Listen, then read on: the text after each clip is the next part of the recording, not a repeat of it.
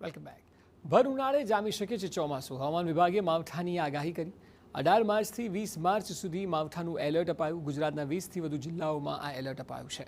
ઉત્તર ગુજરાત અને મધ્ય ગુજરાતમાં માવઠું પડી શકે છે. સૌરાષ્ટ્ર અને કચ્છમાં પણ માવઠાની શક્યતા છે. માવઠાની સંભાવનાને કારણે ખેડૂતોમાં ચિંતા વધી છે. આવતીકાલથી ગરમીમાં પણ મોટી રાહત મળશે. મહત્તમ તાપમાન 2 થી 3 ડિગ્રી ઓછું થાય તેવી શક્યતા છે.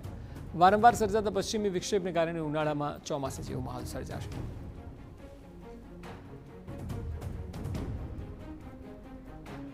તો 18 થી 20 માર્ચ સુધી આ માવઠાનું એલર્ટ છે, જેથી રાહતની વાત એ છે કે દરેક જિલ્લામાં 2 થી 3 ડિગ્રી જેટલું તાપમાન નીચે જશે અને તેનાથી ગરમીમાં થોડી રાહત થોડા દિવસો માટે ચોક્કસ મળશે.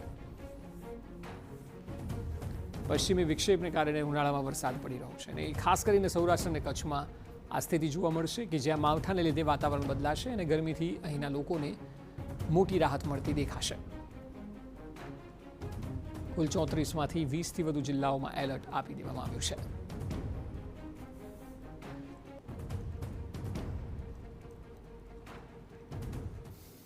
अट्ठारह 19 20 इसमें लाइट टू मॉडरेट रेन होने की संभावना रहेगा. इसमें 18 19 हम थंडरस्टॉर्म का भी वार्निंग दिया है लाइटनिंग के साथ. नॉर्थ गुजरात में, उत्तर गुजरात क्षेत्रों में जो डिस्ट्रिक्ट आ रहा है बनासकांठा, पाटन और साबरकांठा, और जो डिस्ट्रिक्ट सौराष्ट्र कच्छ में आएगा इसमें जामनगर, मोरबी, द्वारका और कच्छ के लिए दिया गया है.